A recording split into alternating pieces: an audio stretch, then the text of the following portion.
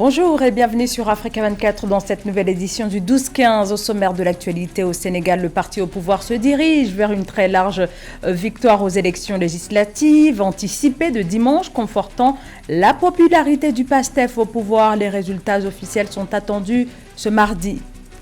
Les cultures urbaines à l'honneur à Douala, des spectacles de danse et expositions d'art notamment étaient au programme du Douala Music Art Festival. Le Cameroun, seul pays du continent africain à avoir remporté le plus de médailles à l'issue des championnats du monde de sambo, avec au total 2 médailles de bronze. 4500 mineurs illégaux sont toujours coincés sous terre en Afrique du Sud à Stilfontein, dans la province du Nord-Ouest. La situation dure depuis un mois. Ces mineurs n'ont ni eau ni nourriture et risquent l'arrestation s'ils refont surface, alors que la police encercle l'entrée et somme ses occupants de remonter au moment où le gouvernement a décidé de faire la guerre à ces mines illégales.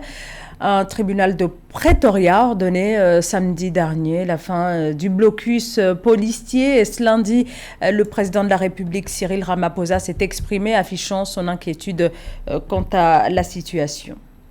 Le Sénégal est toujours dans l'attente des résultats officiels provisoires des élections législatives anticipées, mais cette attente devrait prendre fin au cours des prochaines heures, avec des résultats qui devraient donner vainqueur le parti au pouvoir qui se dirige vers une très large majorité au Parlement, 8 mois après l'élection du président Bassirou Diomaye Faye, dont le parti, le PASTEF, est arrivé en tête dans une grande majorité des centres de vote selon les dernières estimations. Fatma Nyong. Au lendemain des élections législatives anticipées du 17 novembre 2024, les citoyens reprennent leurs activités en toute tranquillité dans la capitale sénégalaise. Pendant ce temps, les résultats provisoires annoncent une large victoire du parti présidentiel dans toutes les grandes villes du Sénégal, selon les informations relayées par la presse locale. Je sentais que ça tendait vers ça, à mon avis. Donc je ne suis pas surpris du tout. C'est juste malgré le pourcentage, peut-être, qui sera à déterminer. On attend que le pourcentage, mais vous savez que quand même, ils allaient gagner. Ils ont gagné. Et heureusement pour tout le monde, la paix est là.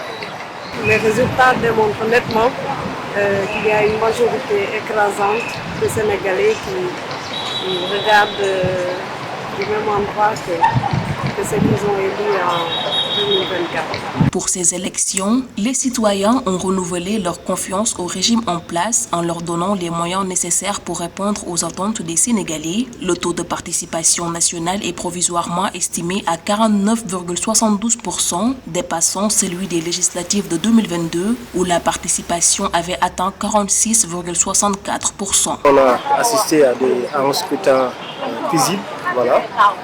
Et aussi, force est de constater une très grande maturité de la population sénégalaise. Et aussi, il faut dire que la démocratie est en marche au Sénégal. Dans l'attente des résultats officiels, la victoire du parti PASTEF Les Patriotes, dirigé par le Premier ministre Ousmane Sonko, a été reconnue par bon nombre de ses adversaires, notamment l'ancien Premier ministre Amadou Ba, tête de liste de la coalition Djamak Ndiarigne, et le maire de Dakar, Barthélémy Diaz, chef de file de la coalition Samoussa Kadou, dont les remerciements se sont enchaînés sur les réseaux sociaux. La Namibie s'apprête à vivre un moment démocratique décisif avec l'élection présidentielle et les élections législatives fixées au 27 novembre prochain, considérées comme un test pour le parti au pouvoir, la SWAPO, en perte de vitesse ces dernières années. L'enjeu est donc immense pour le parti qui affrontera d'autres formations comme les Patriotes indépendants pour le changement qui tentent aussi de se positionner. Samantha Saberou, Saboubanga. S'exprimant lors du lancement de la campagne Sortez et votez à Walvis Bay en Namibie dimanche 17 novembre 2024, le président des Patriotes indépendants pour le changement IPC, Panduleni Itula, a exhorté les électeurs à considérer attentivement leur avenir et leur véritable désir avant de voter. Le docteur Itula a appelé à une transition en douceur du pouvoir après l'élection présidentielle du 27 novembre 2024. Le 21 mars, J'aurais aimé que ce soit notre cher défunt président, le Dr Hage Gottfried Gengop, qui me remette les instruments du pouvoir. Cependant, je suis certain que son cher ami et compagnon de lutte pour la libération, son Excellence le Dr Nangolo Mumba, honorera son héritage en faisant exactement cela.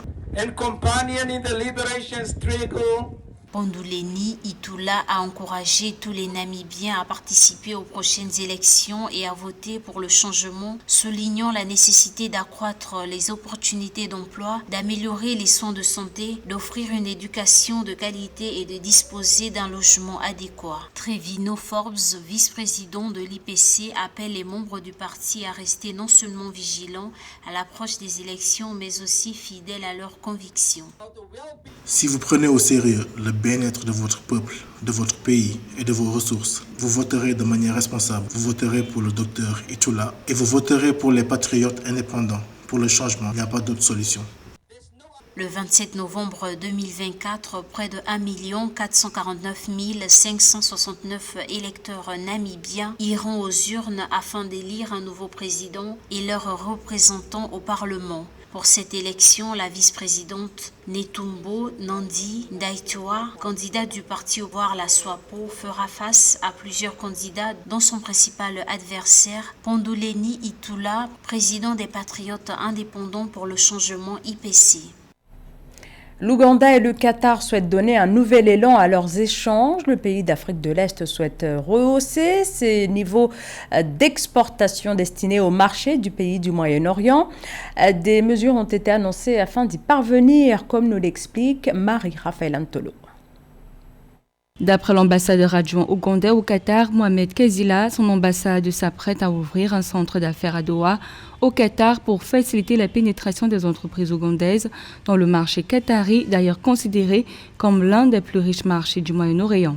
Selon les autorités ougandaises, ce centre va regrouper tous les produits ougandais exportés en vue de promouvoir les produits du terroir ougandais et de promouvoir facilement et aisément les imposer sur le marché qatari. L'Ouganda et l'Afrique ne pourront libérer leur plein potentiel que s'ils ont accès à des marchés, s'ils peuvent produire et commercialiser leurs produits et y en tirer des revenus.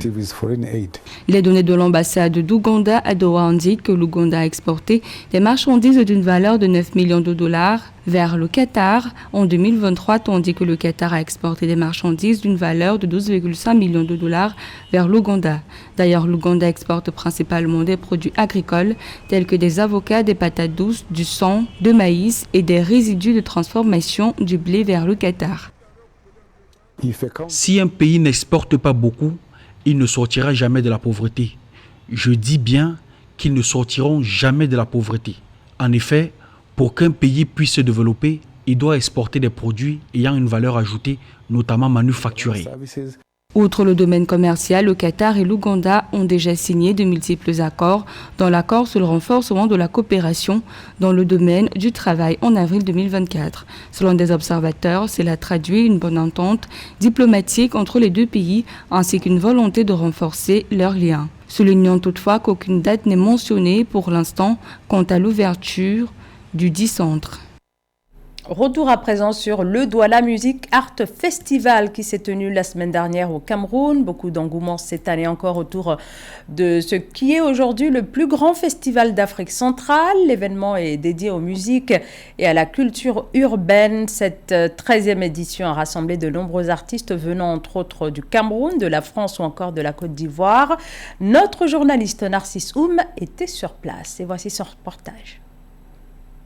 Le Douala Music Art Festival, plus grand festival d'Afrique centrale dédié aux musiques et à la culture dite urbaine, s'est achevé ce dimanche 17 novembre 2024 à Douala. Cette 13e édition du DOMAF a connu la participation d'une centaine d'artistes venus de plusieurs pays, notamment du Tchad, de la Côte d'Ivoire, du Sénégal, de la France ou encore de la Martinique. DOMAF 2024, c'est 78 artistes musiciens, 34 artistes danseurs, 23 artistes visuels, 32 artistes qui sont dans la mode et près de 64 exposants, artisans et autres. Ainsi, durant 4 jours, la ville de Douala vibre au rythme des concerts de musique, des spectacles de danse, des défilés de mode, des expositions et des restitutions des chefs d'œuvre en art visuel. Super! Je n'ai pas deux mots. Je suis tellement fier de notre organisation. Je suis fier de ce rendu que je n'ai pas de mots. Regardez, je suis tout ancien. Je trouve l'événement très édifiant. Il nous permet de voir beaucoup de choses et d'apprendre davantage sur notre culture. Pour cet événement 2024, c'est l'artiste Katino qui a été la guest star de cette 13e édition de DOMAF, placée sur le thème « Le pied de derrière suit toujours le pied de devant ». Cette thématique traduit l'importance de la transmission des valeurs positives africaines pour inciter les jeunes mélomanes à être de bons exemples. Que le public de ce soir n'était pas le public de mon âge, mais dis merci beaucoup pour tout ce qu'ils ont fait pour moi. Qu'ils viennent toujours nombreux pour soutenir les icônes et puis la culture sans exception. Pas seulement Maman Katino, soutenir tout le monde et soutenir le projet de DOMAF.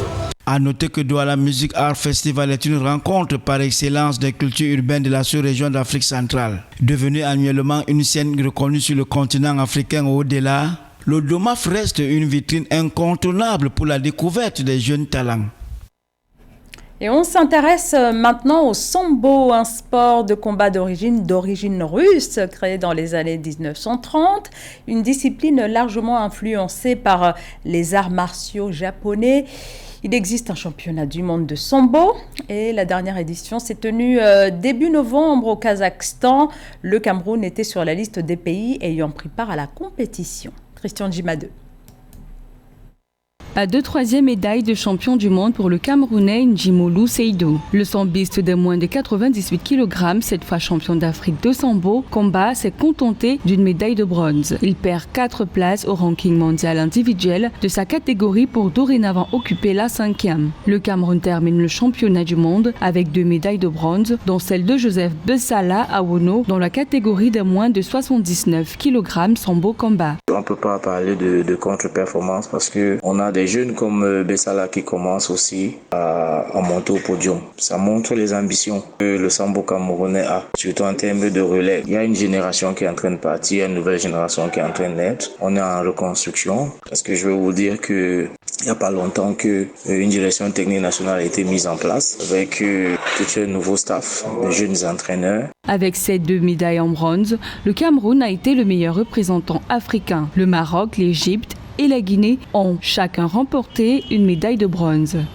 2 nations finissent la compétition sans la moindre médaille, à savoir l'Algérie et la Tunisie. Nous allons accentuer l'intérêt du sambo à la jeunesse. Nous allons les amener à s'impliquer davantage, à travailler les erreurs qui ont été commises. Et il faudra un peu plus de compétition pour ces jeunes-là. Vous savez, dernièrement, il y a eu le tournoi de la CA qui a été mis en place pour permettre aux jeunes sambistes africains de faire un peu plus de compétition avant d'aller aux mondiaux. Et surtout que nous soyons techniquement prêts pour relever ce défi. Au terme de la 49e édition du championnat du monde de sambo, le podium est occupé par la Russie, 26 médailles, dont 16 en or, 5 en argent, 5 en bronze, suivi du pays hôte, le Kazakhstan, 17 médailles, soit 3 en or, 5 en argent, 9 en bronze, et la Biélorussie, 3 en or, 2 en argent, 4 en bronze. Parmi les résolutions prises au terme du congrès de la Fédération internationale de sambo, le Cameroun a été choisi pour abriter le championnat du monde de sambo en 2026. Ce sera une grande première pour un pays africain. Ce journal a été préparé par l'ensemble de la rédaction. Merci à vous de nous avoir suivis. Restez sur Africa 24, l'actualité continue.